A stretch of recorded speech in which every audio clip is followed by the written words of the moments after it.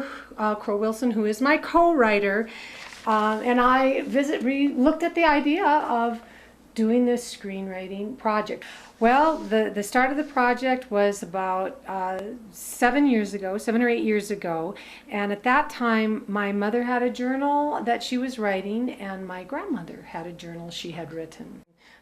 So that when I was at this point now, I have my mother's journal and my grandmother's journal.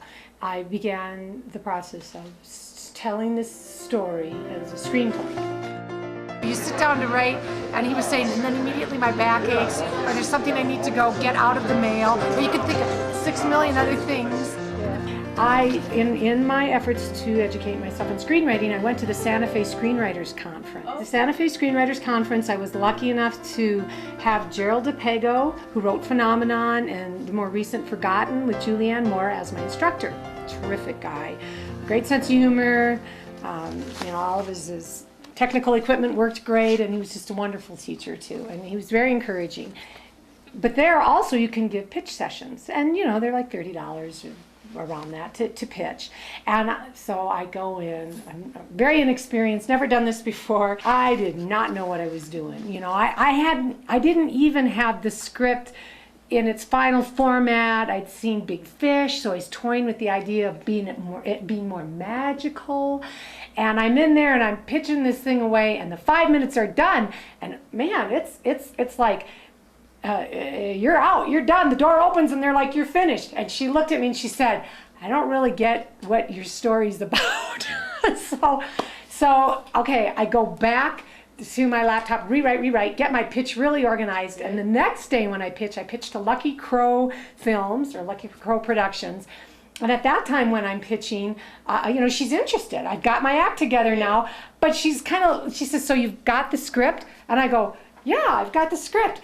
And I don't realize she's expecting me to reach over in a bag. She's kind of looking to the side, and she's expecting me to pick out the script and hand it to her, and I don't have it with me. So I go later, I'm going to the other producer sessions, and I'm talking to other people, and I realize that they brought their finished scripts and that they're actually handing them over to these people.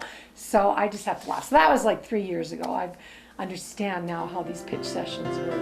It's really fun to see storylines, and you can tell this is the love interest who's going to go away. This is the love interest that we all are rooting for, and I like that. I'm really okay. I always think of John Favreau, so I'm here on a panel, and he said, if I don't know who the good guys are and the bad guys are, you've lost me. I always remember that.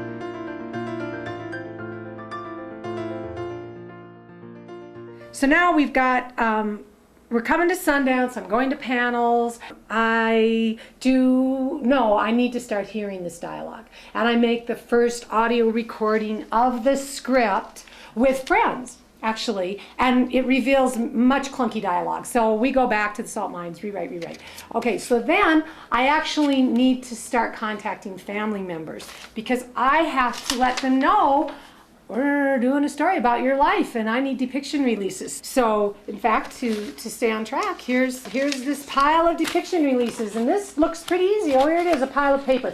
This took over a half a year, many phone calls, and some people, well, no, all of them said, we need to hear it. We need to hear it first. Now I'm like, man, I'm not mailing out 22 copies of this paper script that no one's going to sit down and read. So I make an audio recording using Nancy Hills, who you'll get to meet later, and another professional in the radio industry.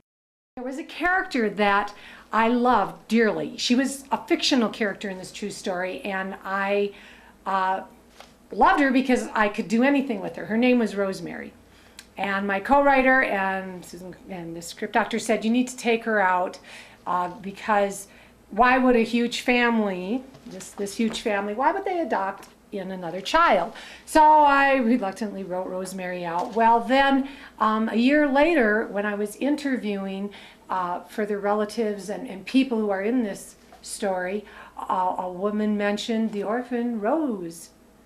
And I said, there was an orphan Rose? And she said, yes, and this was a person who actually was the right age. She was in a close enough proximity to the main characters that I could write her back in, and it fixed the whole second act.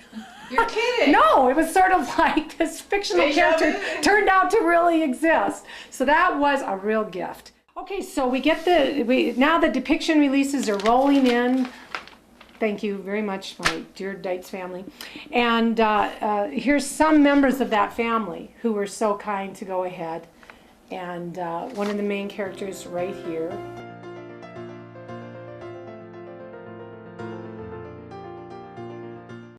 My name's Nancy Hills, and I'm a good friend of Mary Beth and Susie, and I am a costume designer, and I actually teach costume design at Utah State University. Very renowned costume designer. Very renowned costume I've designer. heard from Susie, Kennedy Center and everything. No, I had a really, I got a lovely national award last year where I went and studied at the Kennedy Center. Tell me what you did at the Kennedy Center. Well, I studied with Ming Cho Lee and Constance Hoffman, along with some set designers and directors. It was a wonderful educational experience for me. And so I did a sketch for Susie last night of this character, Dorothy, that is one of her mother's friends in Hollywood. Dorothy is beautiful beyond measure, and she is going to, as a stewardess, she's going to look to make her life as nice as she can. She's a bit of a smart gold digger. That's a costume? That would be a dress at a party. Yeah, so this is a party that Susie described to me, kind of a Hollywood, wannabes in attendance, and so I got a little inspiration from, Rita Hayworth, and a little inspiration from kind of other starlets, and very interesting. And gave her a little more cleavage than probably was appropriate, and So these were some ideas that I was kind of feeding Susie as far as things that she might like to think about in three-dimensionalizing this character. Well, if we're going to be talking about the process of writing a script at some point, we should give a little bit of the script itself. This is a period piece story. It goes from just before the Great Depression, the stock market crash in 1928, through just after World War II. And it follows a remarkable young woman's story, and it has her high-spirited stewardess days in Hollywood, and this is an excerpt from that part. She's writing a letter home. Interior stewardess apartment, Marcella's bedroom, morning. Marcella on her bed, in her pajamas, writes a letter to Junior. The Hudson Bay Trading Company blanket is on her bed. The contents of the letter is spoken by the young Marcella of 1945. Dear Junior, I think I've met the man of my dreams. His name is Franklin Crowe, but everyone calls him Sandy. He's a naval officer, and he played football for the University of Texas. Interior supper club night. Marcella, Sandy, Betty, and Gordon dine. The letter continues. You wouldn't believe the story he gave me on our first date. What a whopper. He said he was a widower who had lost his wife and child in a train wreck. Exterior, Gordon Hall's apartment balcony night. Marcella takes a photo of Sandy in uniform overlooking the Hollywood city lights. The letter continues. He had to do some fancy backpedaling to clear that up, or I never would have believed anything he said again.